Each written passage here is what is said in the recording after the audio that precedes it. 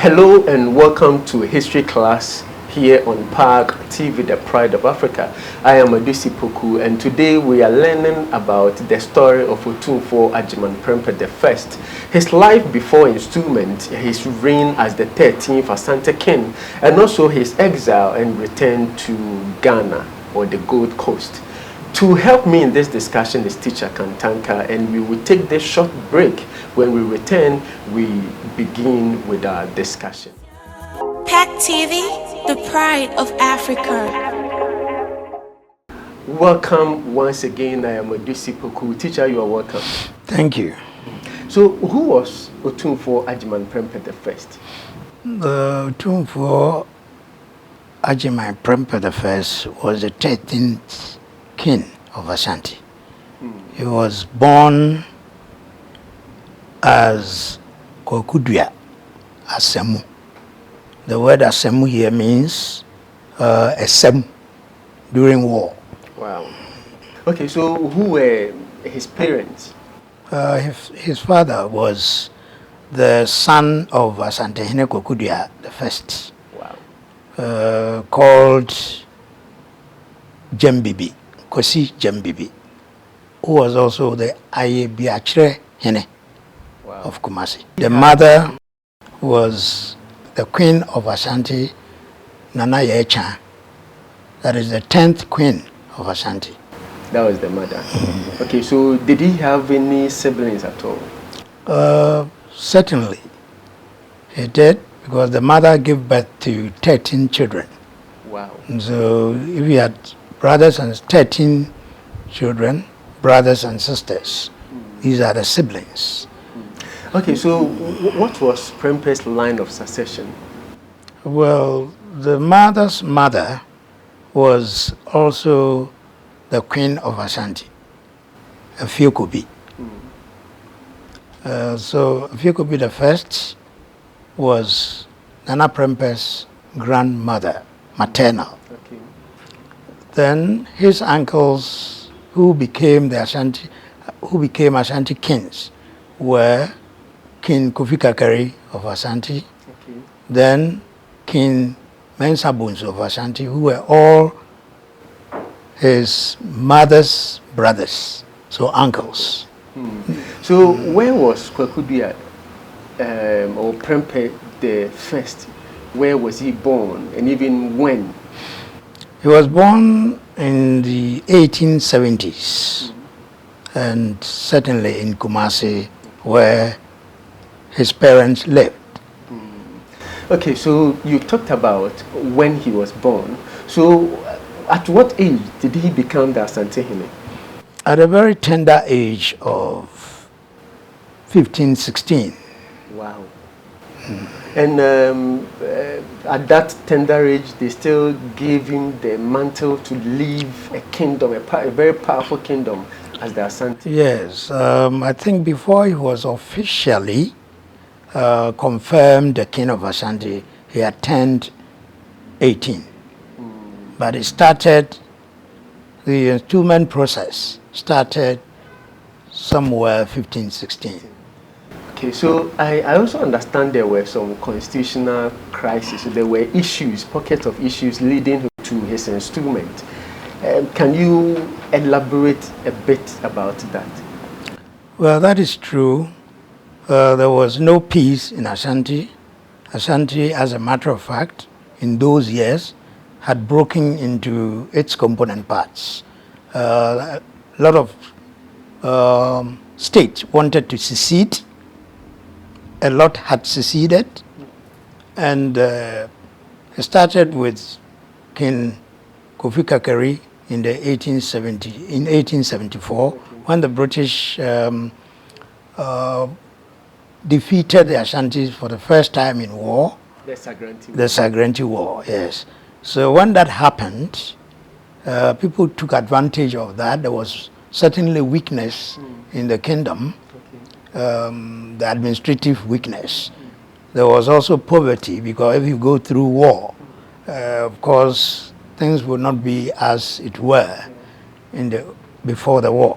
So there was poverty, there was this agreement misunderstanding a whole lot of things. So this led to Asantehene Kofi Kakari being destoled. Okay, and then his brother, junior brother, took over. His junior brother was Mensa Bonsu, who also took over the reins of administration. Things did not go well. He was also destoled. And then the mother, Kofi Kakari's mother, or Mensa Bonsu's mother, who was Prempeh's grandmother, was also destoled. That was Fiokobi, the first, was also destoled. So these coming together, and lack of stability in the nation called Asante brought about constitutional crisis. So in spite of all these crises, how was it managed? Yeah, it was managed. When Kofi Kakari was destoled, Mensa Bonsu took over. He was destoled. Then Prempeh the First's brother, called Kokudua, the second, became the king of Asante. But it did not last long. He died soon after his installment. That is, he was only 40 days on the stool. 40 days? Yes. I think that would be the shortest. Yes, 40 days on the stool. So, when he died, then they had to look for someone to succeed him, or someone to take over the administration, and fell on Asantehene Prempeh I, Kokudua Asemu. So he was even named, or he chose the name Kokudua III, and later on changed to Prempeh. Okay. So in spite of all the issues you talked about, poverty, you talked about instability and a whole lot. So how did it affect the Asante nation? Well, a nation that was now united, or even every nation that lacks unity, cannot move forward. In those years, powerful states like Okufu had broken away.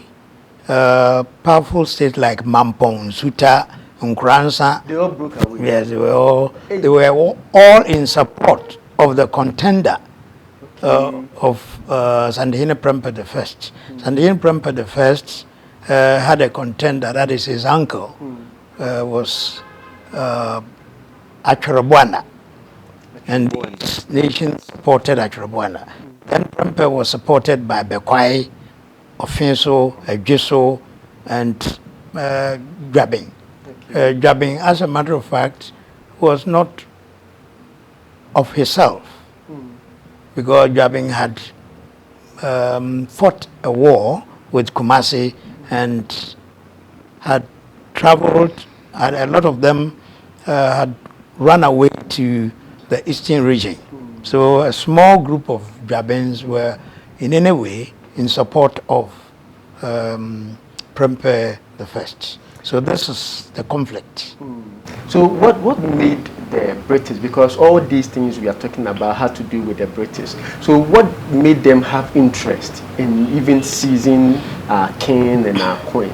Well, they had interest because in 1874, the whole of Europe had met in Berlin to discuss and decide how to take control of Africa, or share Africa. That is normally called partitioning of Africa. Share it among themselves. So among the countries that took part in the sharing were Germany, France, Britain,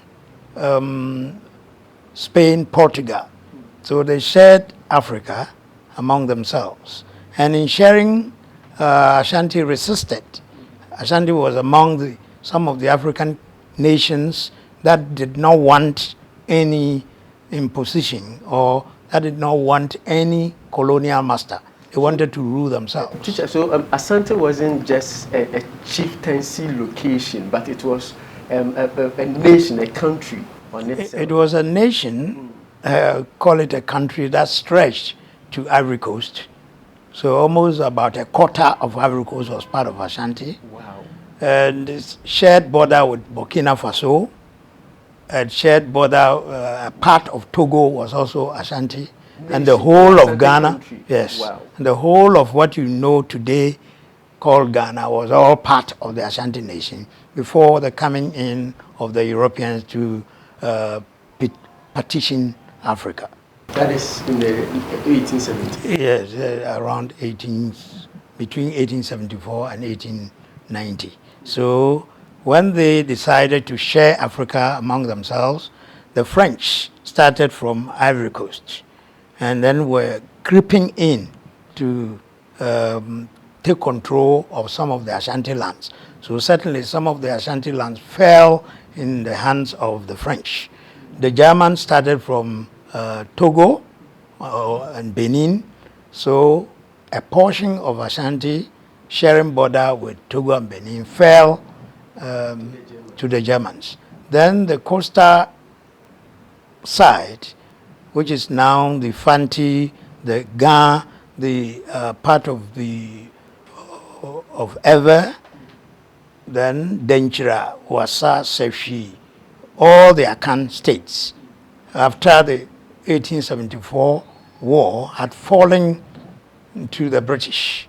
Okay, so the British and the British to the south, the Germans to the east, yes. And the France or the French to the west. Yes, and they were still creeping in to take control of states. What about the north? Yeah, the north, there was a clear border, that is sharing border with Burkina Faso. So Dagbon and Gonja were all part of the Ashanti Kingdom. Wow. At the point in time. PAC TV, the pride of Africa. Teacher, how did the season of our leaders, our king, our queen, how did it take place? Well, it took place gradually. Starting from the Berlin Conference, where European leaders had met to find a way to divide and share Africa. Forgot to mention, Belgium was present, America was also present. Yeah, in their decision to share Africa. Okay, so they had to adopt a number of ways. Let's not forget that when Ashanti was defeated in 1874, there was a pact. They signed a pact asking Ashanti to pay for all the war, the cost of the war. So, wow.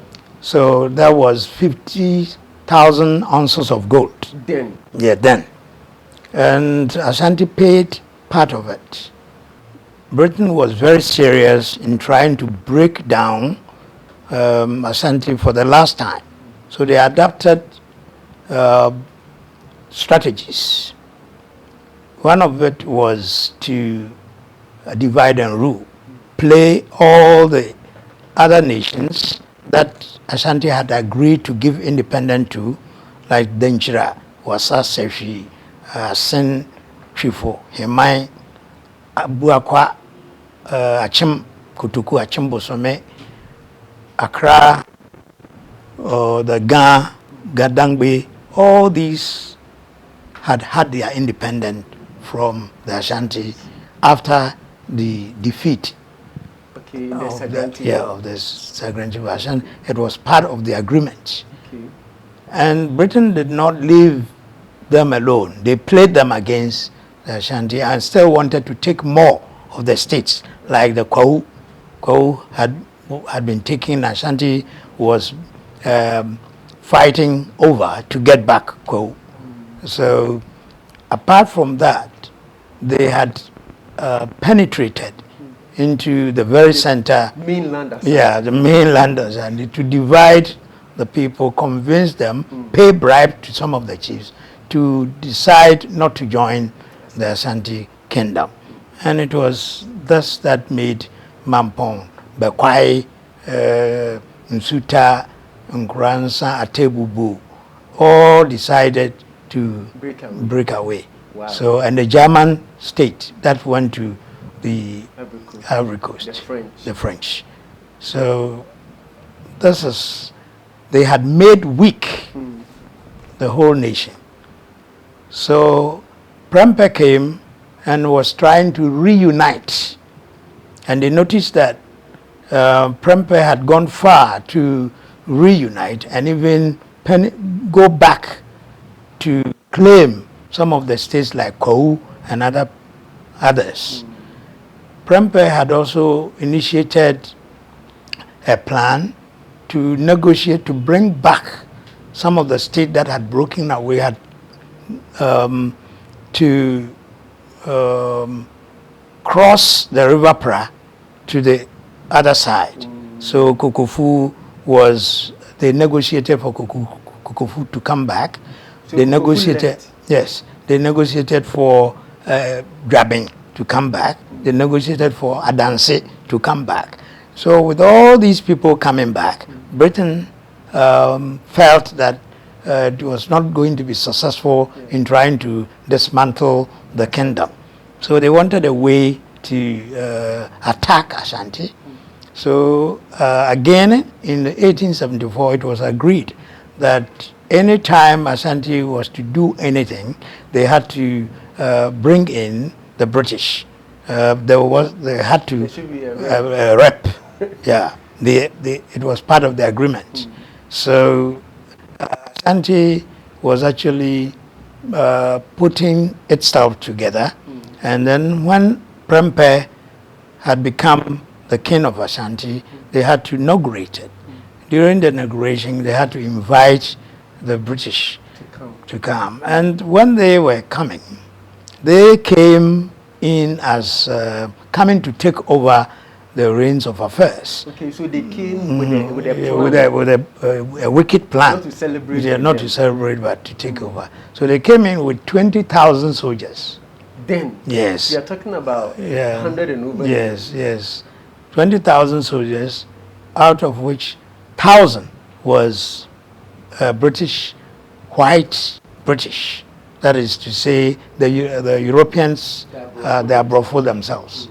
They came in as officers to control or to lead the other 19,000 soldiers who were Hausas and Gold Coast frontier. Yes, they brought all of them in.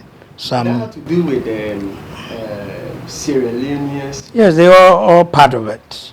When you're talking about British Frontier Force, the Europeans, apart from the European being officers, the main body of soldiers were the Hausas from Nigeria, Sierra Leone, Gambia, and all the rest. So these were those who came together to form the bulk of the British Army. So when they came,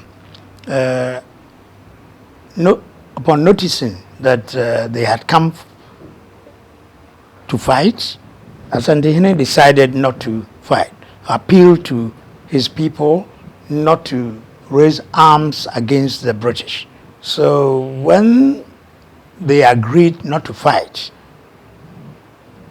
Asante Prempeh offered himself to be taken away and then to leave Asante alone for the Asante people to govern themselves.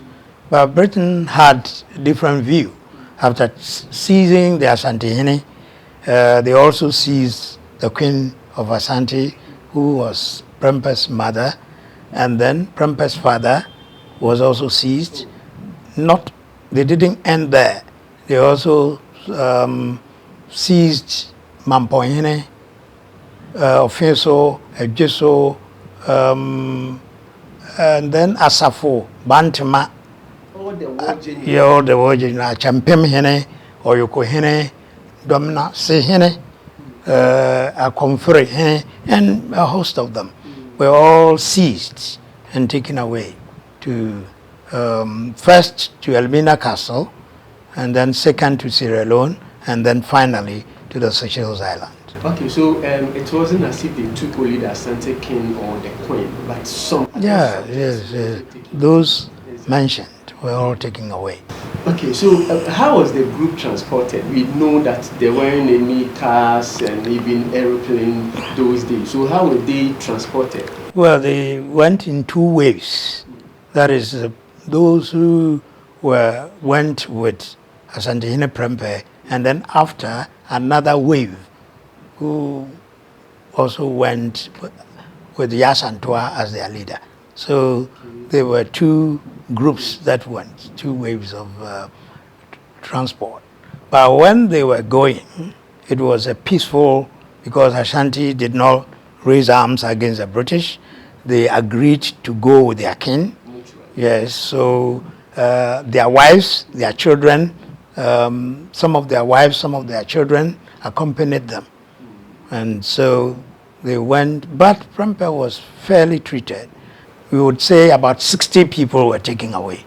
A lot of them were chiefs and royals. They were taken away. Asantehene's brother, called Agyemang was also taken away. This is PAG TV, the Pride of Africa, and we are learning about the story of Agyemang Prempeh I, who was the 13th Asante king, and also the story of his exile and return to Gold Coast. This is what we are discussing, and helping me to do this discussion is teacher Kantanka. And this is PAG TV, the Pride of Africa. We take this short break. When we come back, we continue with our discussion. You're from Kwame Edinkra. Oh, share PAG TV, Nyansa wom, Abakusem wom, Enije wom, Edisian Bebre wom, Yana Nyamere, Nasuan de Kakra. Oh, PAG TV, Yenina Yeshe, Tibomodi also ship. PAG TV, the Pride of Africa. You're still watching History Class here on PAG TV, the Pride of Africa. And the story has to do with the issue or the life of Prempeh I, Agyemang Prempeh I, who was the 13th Asante king. His life before enthronement, his reign, and also the exile and return. Not just him, but a couple of people who were also exiled to the Seychelles Island. Teacher, you are welcome once again. Thank you. I've seen some couple of sketches that the Asante Hene and the Asante Queen were kneeling before the British governor. Is that story true? Can you confirm that? Well, as much as I know, it could not be true. I think it was just a propaganda sketch. They wanted to create the impression that Asante Hene had bowed fully. The Queen Mother had also bowed, begging to be free, to be forgiven. But why would they beg? Because they had agreed to be taken away. Yeah. So what was the kneeling down for? Again, British soldiers had cameras, powerful cameras, which they used to take pictures, proper pictures of a lot of things. Such an important occasion, such an important ingredient of whatever happened, if indeed it did, they would have taken a right, they wouldn't have stopped to complete everything before going back to sketch. So I think it was only a propaganda sketch. Okay, so before we went for the break, they were taken to Elmina Castle. Why did they decide to move them from Elmina to Sierra Leone, and also from Sierra Leone to an island? Well, whilst they were in Elmina, Ashanti people or Ashantis were trooping to Elmina to demand the release of their king, but in a diplomatic fashion, right? So they noticed that the number of people trooping in could turn to something else. So they decided to move them to Sierra Leone, a longer distance from the coast. So at Sierra Leone, they spent more than 2 years.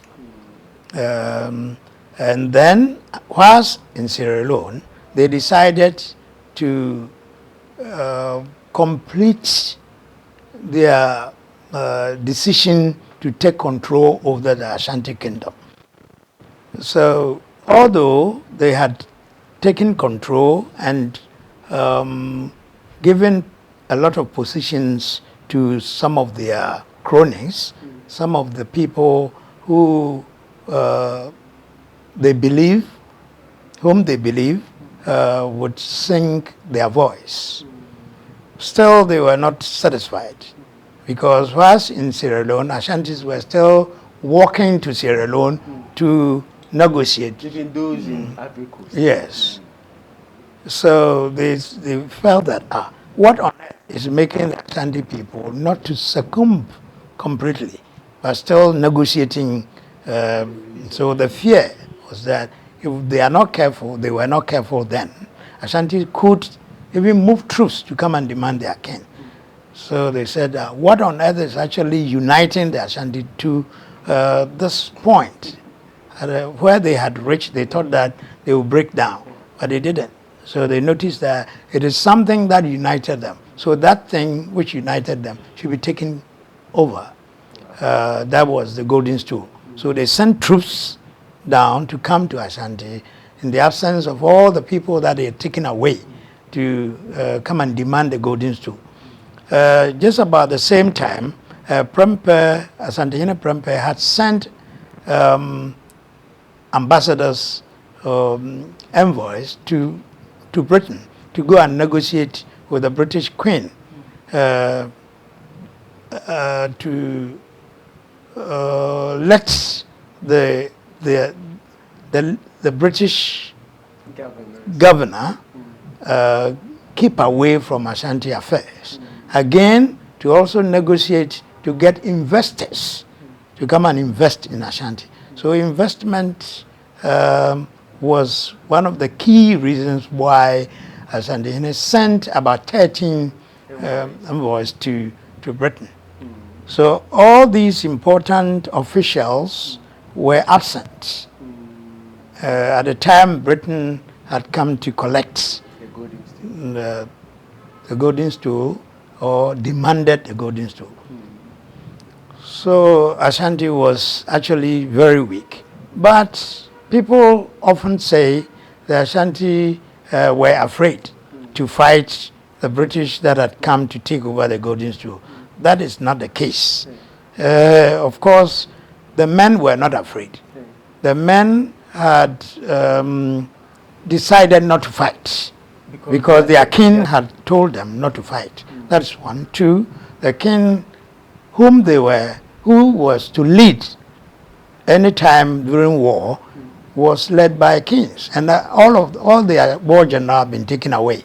Bantama was absent, Asafo was absent, Mampong was absent, so a lot of these, so they were actually not in the verge of fighting. And that is where Yasantua came in. That, okay, if the men are not ready, they, the women, will be ready. So that gingered them up. And so the war was fought, but it was not fought by the women.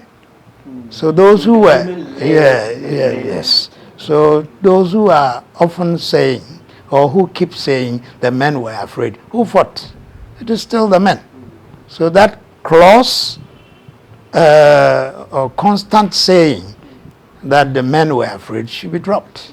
The men were not afraid, but they were divided. And then the series of wars had taken place. So those who had been defeated, like Okufu, like Nkoranza, like Nsuta, like Mampong, had all been defeated. So you expect those who had been defeated to go and to join. Of course, they are rather happy that their leader who fought them had been taken away. So these were some of the reasons why the men were not ready to fight. And eventually Yasantua was also taken. Yes, after the war lasted for more than 6 months, getting to I think the 7th month or even more, when the British, they fought currently, because the British had to run away from the castle where they were taking refuge.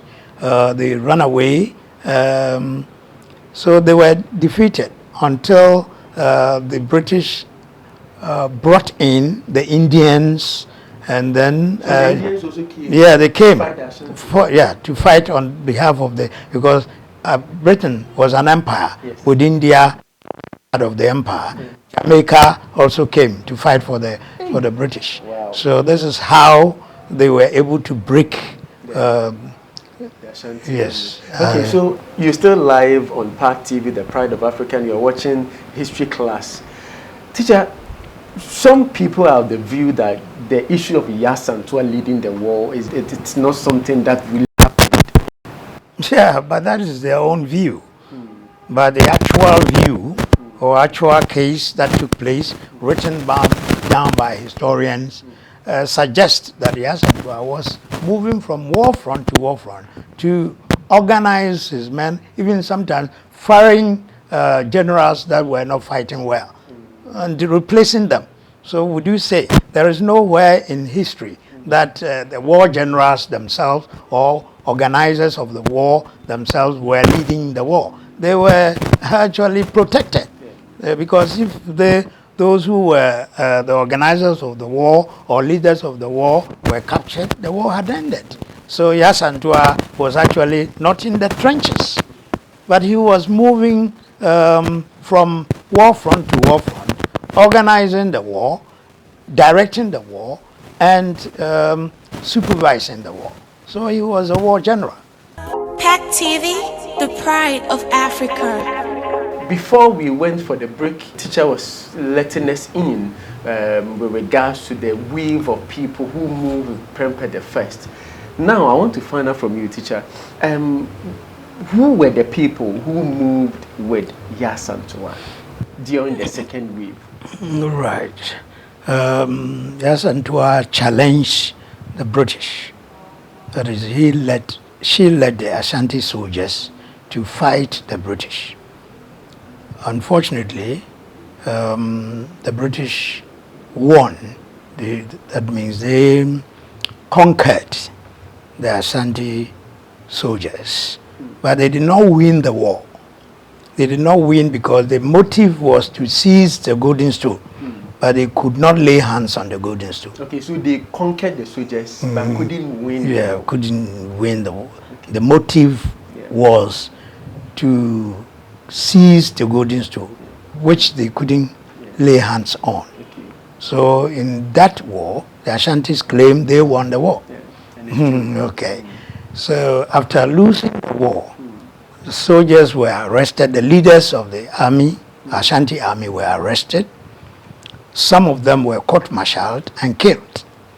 They try them as soldiers, and one of the generals, who was Odumase Hene, that is Uadumase, near Sunyai.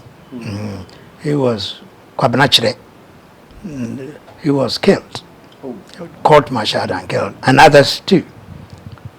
A host of them were taken to add up to the number of people living in the Seychelles Island. That is, Ashantis who had been exiled to the Seychelles Island. Yasantua herself was exiled to the Seychelles Island. Kukufu Hene at that time, then the Drea Ongwanta Hene at that time, then Kontanse Hene at that time, Aguna Hene at that time. Then one of the war generals called Kofi Fofie, Yasantua's general, was also captured. Akropon Hene, Akropon in Kumasi, where they have the Buakwa. Also the Mbunyure Hene, called Kosim Pumpunzio, was also taken away. Now, Bunyure Hene, for some reasons, I think, they didn't feel well to travel to Sierra Leone and Seychelles Island, so it was brought back. But the rest were taken away. So about more than 15 of them, usually they will give the number to be 13 or 14. but we don't have to take the number in its absolute physical sense. The number they will give to us will be more than that. But they always wanted to cut down. If 100 of their soldiers died, they will say 20. They just want to create the impression that they are superior. You couldn't kill many of them. So they took away a whole lot of people, but they told us the first wave was about 55. The second wave of exile was about 13, they say. But from the standpoint of experiments, experience and observation, you notice that it was more often than not twice or even thrice the number they were mentioned. So to them, or according to them, 55 were taken away during the first wave with Prempeh leading them, Santehene Prempeh leading them. Then the second wave with Yasantua leading them was also 13, they say. But I will not put the number at 13. I think it was more. Okay, so now Yasantua has also joined Prempeh I. How was life in Seychelles for them? Well, it will not be normal life because you have been moved from your own way of life to another place, a very long distance, thousands of miles away from your own land. The people you're going to meet there are certainly not people of your caliber, people of your color. It was, Seychelles was made up of Europeans. It was European of French descent, English descent, and other Europeans. So living among these people will not make you feel at ease. So certainly, but they had to manage. And it wasn't just Ashantis who were taken to Seychelles, but some other Africans also went there. Yeah, but they lived in their camp. You know, the Seychelles is made up of a series of islands. So if other groups were taken, maybe not on the same island, but Santehene Prempeh and his people, first wave and second wave, all lived in Manhyia. And Manhyia happens to be the capital of Seychelles. Okay, so this is more than 100 years. Do we have some traits of Asante still remaining in Seychelles even as at now? Yes, of course. A lot of things went into... they wrote down some of the things that happened. Whatever they wrote down will remain. Ashanti people went there with their religion. They went there, they were grown-ups. They had their own religion. Yeah, so they went there with their religion, they went there with their language, they went there with their culture, tradition, they went there with their history, they went there with a way of life. Because if one offended the other, they sat down and tried the cases the way they would have tried it when they were in their homelands. So these sort of life were all observed and documented. The issue of Akude, they celebrated Akweside when it was Akweside. Wow. They celebrated Akude when it was Akude. Other days which needed to be celebrated were all celebrated.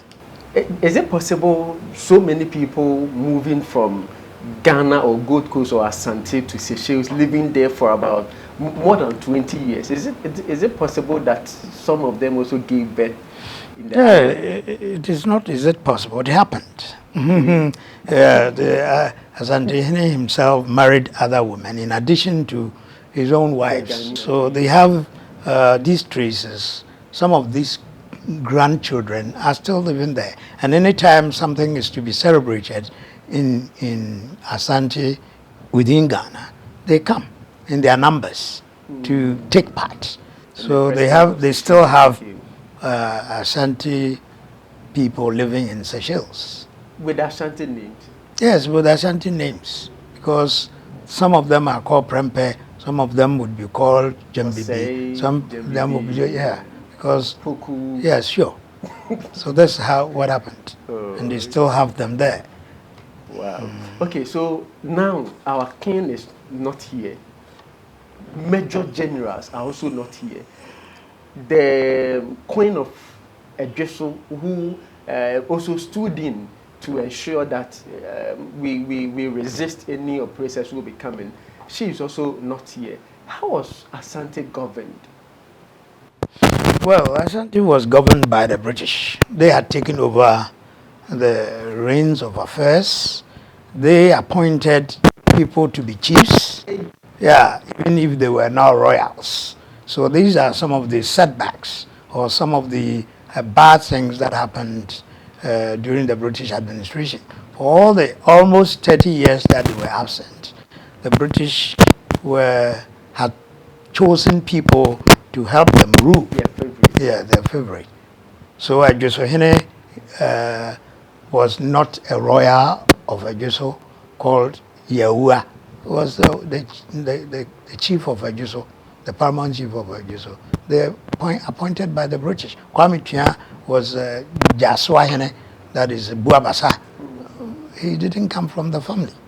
So Chamehene was not. So they appointed people they trusted to rule. They took over our palace. Yes, they bombarded our palace, and those who were ruling were actually ruling from their respective homes. The palace at that time was situated at a place where they called the Military Museum. So the British, broke everything down and then established something there as their headquarters. So where Manhyia Palace is today, It's not the original palace. but it was It was in Adum, where they have the military museum. That was the palace. wow. So what triggered their return to the Gold Coast? Well, many factors. It was difficult for the British to rule. So they felt that, In spite of taking all these people, yes, they couldn't. So they felt that, okay, they should come back. Again, Ashanti, groups of Ashanti were pressing hard to have their king back, negotiating and then appealing to institution. Okay. So British Parliament also split into two. There were the Labour and the Conservative. They were debating, and Labour was always on the side of bringing back Prempeh to his home. So these things went on. Asante Kotoko Society had been established in 1916. They were also writing and fighting for the return of the return. So Ashanti's Prempeh himself was writing letters upon letters demanding to be returned to his home. Was he schooled Yes. in Seychelles? Yes, whilst he was there, he was schooled. He was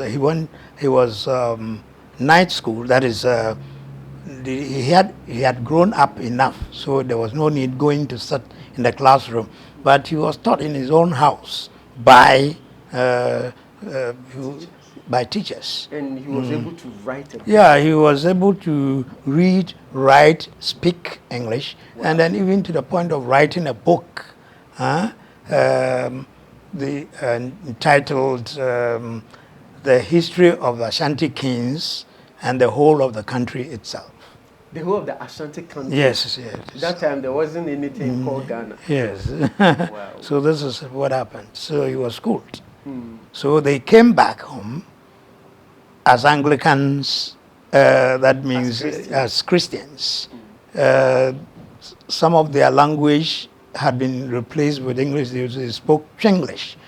They added English. Yes, I added English to some of their local languages, And then history was distorted.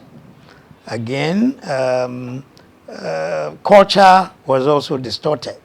At least they came back as literates. They also came back with different names. They were given English names. So the king himself, Prempeh, was called Edward. Was baptized. Yeah, was called Edward. The queen was called Elizabeth. Nana Yacha. Yeah, Nana Yacha was given, yes. Wow. And then Yasantua was called Victoria. Yasantua. Yes. So the others took English names because in those days, if you didn't have English name, you could not be baptized.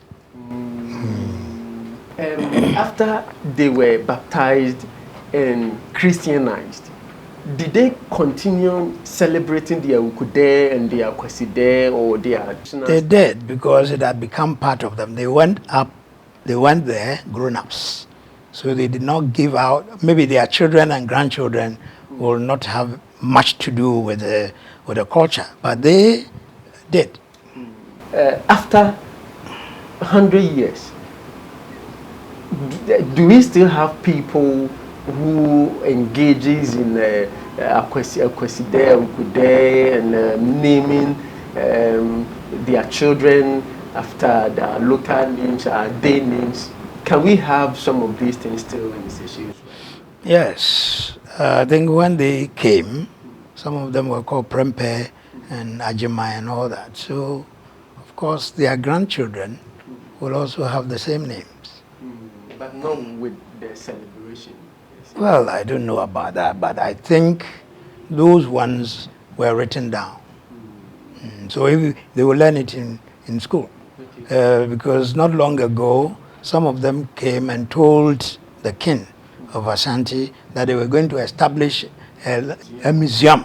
Of course, what are they going to establish a museum with? With items that came from the king and all the people who went with him.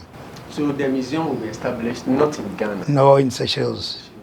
So, teacher, you were talking about Asante Kotoko Society being established in 1916. Apart from those bodies, did the Gold Coast legislation or the government, did they also play any role in ensuring that Prempeh also returns to the Gold Coast? Yes, they did, because there's evidence to the fact that the Gold Coast Legislative Assembly spoke about how bad it was to keep Prempeh outside his own home. They spoke about it, and it's documented that members of the Legislative Assembly, like Togo Siri, like Nana Oforiacha of Achimabuakwa, and others who were lawyers like from Cape Coast, also added their voice. But it was not as intense as the Ashantis themselves or the British Parliament or the king himself. So sometimes they want to give the credit to those who just added their voice. And that shouldn't be the case.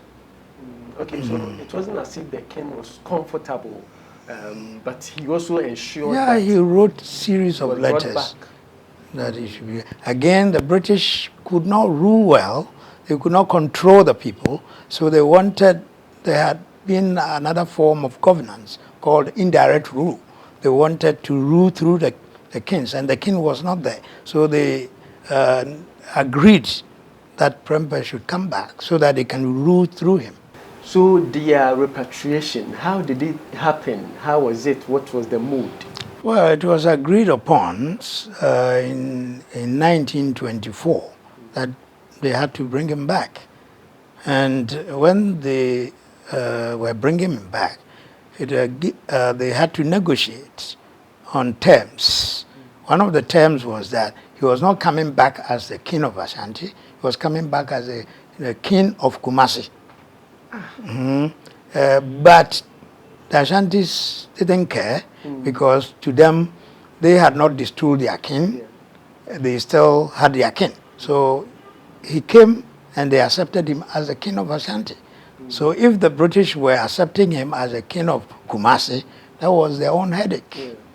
Because if you are, you become a Kumasi Hindi before. And yeah. So they brought him, and then the crowd that cheered him up was so intense that they didn't even let him come straight home.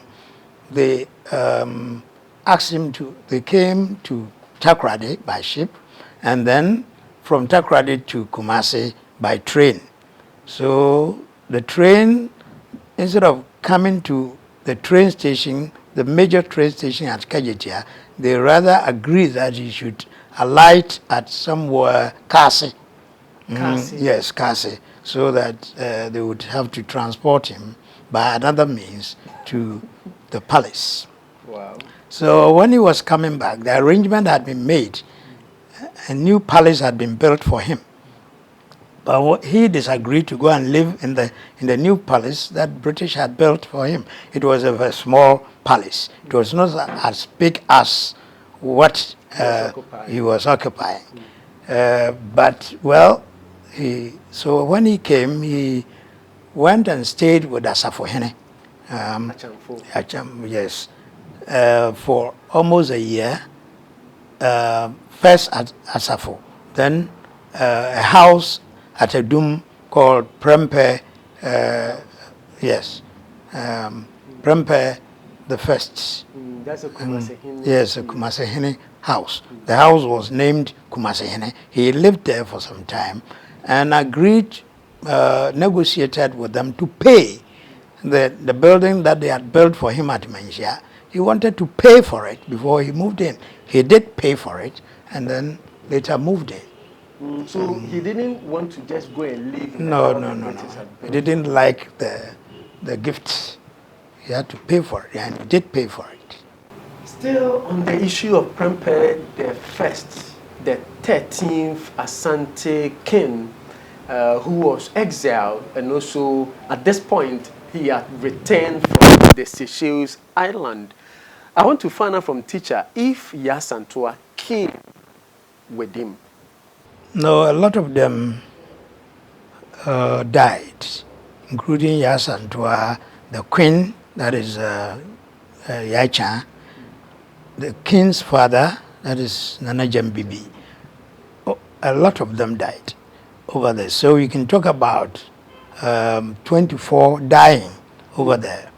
But they had children and children's children. So when they returned, they were about almost 50. So some died.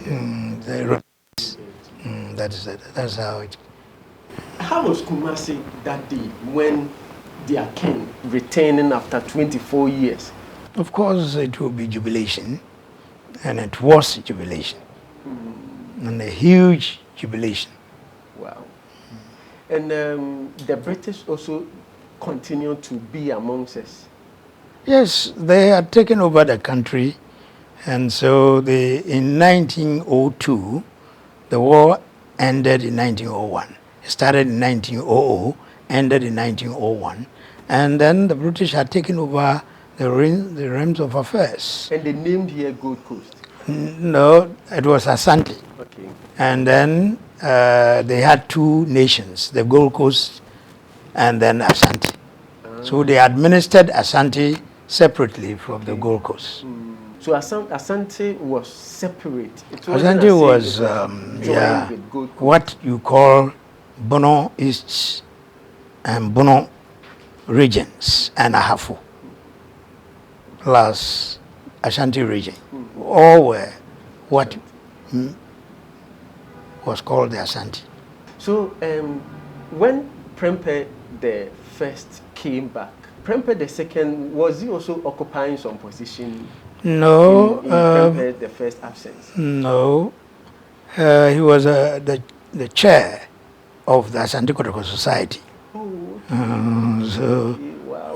Which was established in 1916. So he was the chairman of the Asante Kotoko Society. So he knew stuff. He knew what was going on. It was when his uncle died in 1931 that he took over first as Kumasi Hene and later as Asante Hene. When the British agreed that okay, they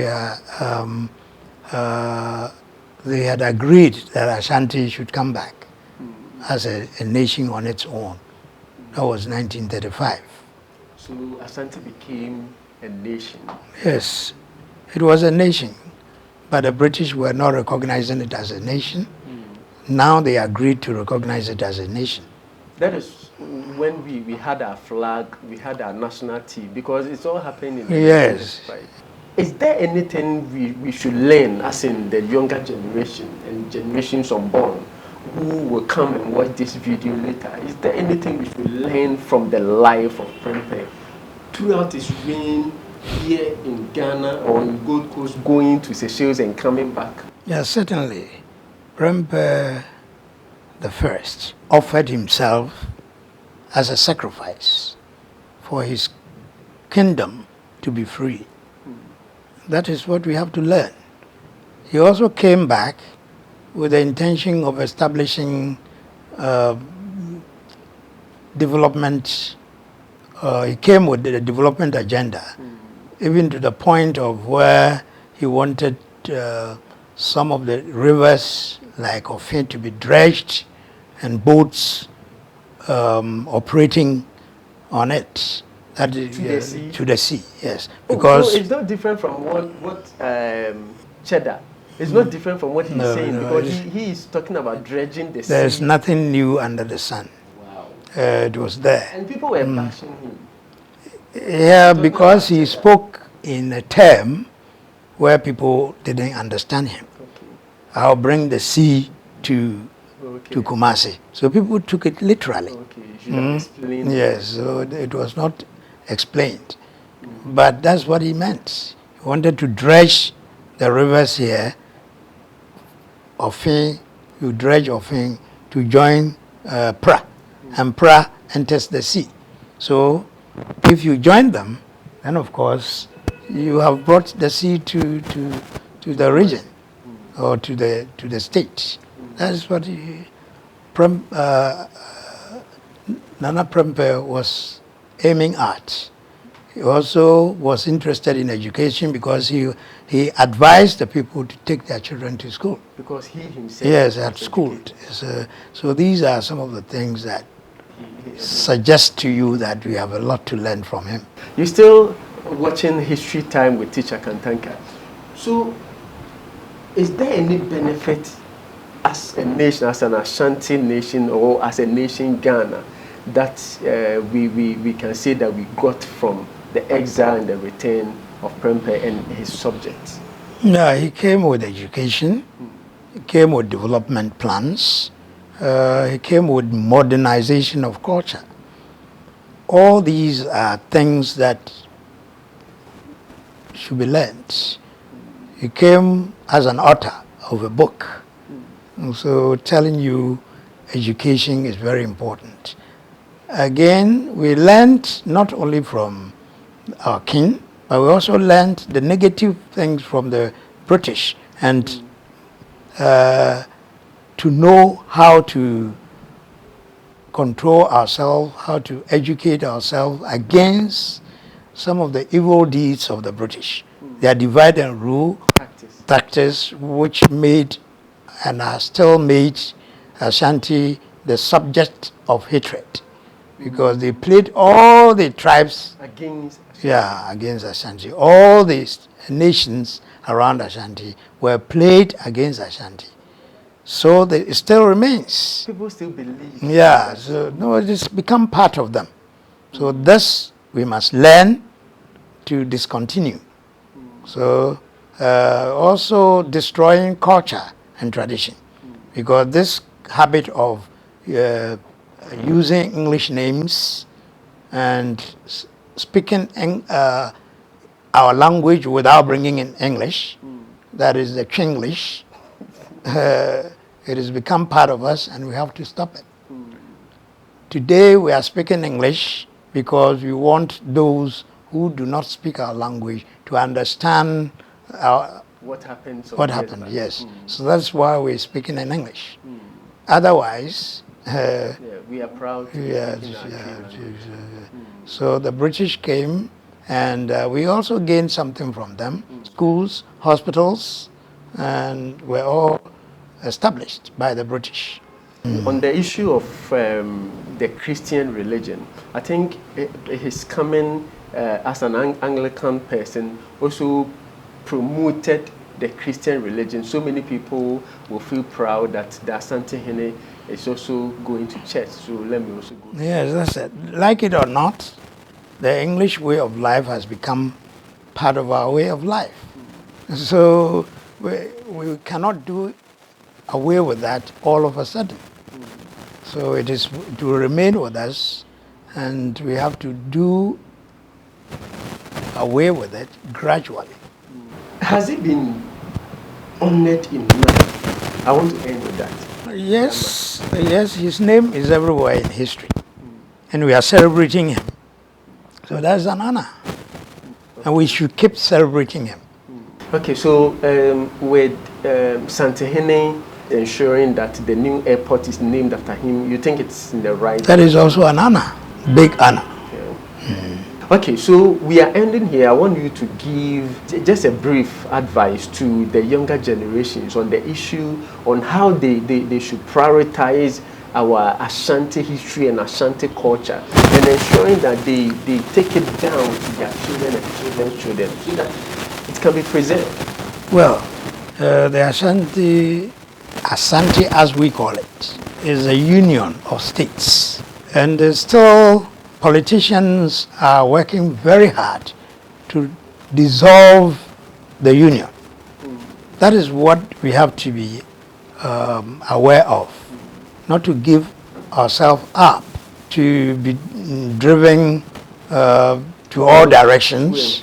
Yeah, we all have to agree that, okay, if you belong to your own, it is not an offense. So why would you like to be happy to be a member of NATO, a member of OAU, a member of West Africa, something, but to be a member of your own people called the Akan group, led by the Ashanti, has been a problem. It shouldn't be a problem because of the injection of hatred that has taken control over our whole life. But that, if proper care is not taken, can lead us to disaster. Hatred would end up even in war. When you come to Ashanti region, as the name stands, we have states like Kwabre, Seychelles, Adanse, Asante Achem, Ahafo is one region that is also part of the Ashanti Union.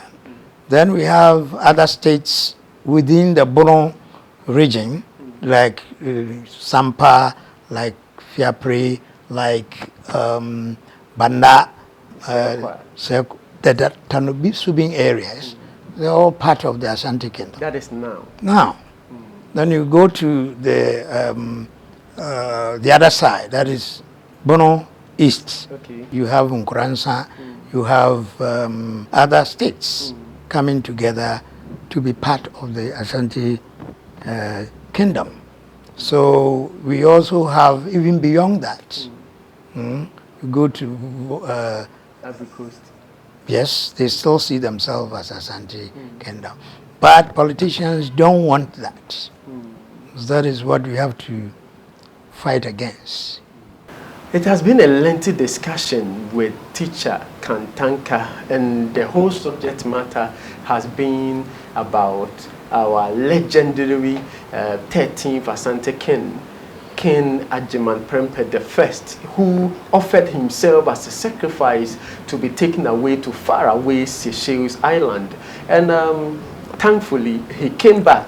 The British wanted him to be installed as the Kumasi Hene. Little did they know that whoever becomes the Asante Hene automatically will start as a Kumasi Hene. So we still revered our king, and he died in 1931 for Prempeh II to take over. And to date, Asante is still thriving, ensuring that the history and the culture, the traditions of the Akan people still get intact or is intact. We'll be bringing you a whole lot of histories on this particular show called History Class on PAG TV, The Pride of Africa. If you've not subscribed to any of our channels, do so from now. It is PAG TV GH on TikTok, Instagram, Facebook, YouTube, whatever. It is PAG TV GH. I am Adusi Poku, and special thanks to our crew. We have Abena Kwachua, we have Emmanuel Mosebunsu, and production head Emanuela Amankwa. We'll be meeting again. Thanks for watching.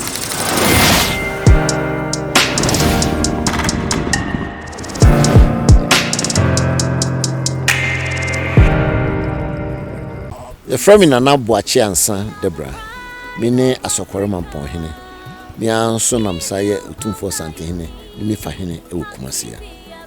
Yiro ho asa obehwe PAG TV. Afien so ubehuna amamre ene amane epi ewo. We are the pride of Africa. Pese usua amamre ne amane ene nyoma efa Ghana ne Africa as a whole.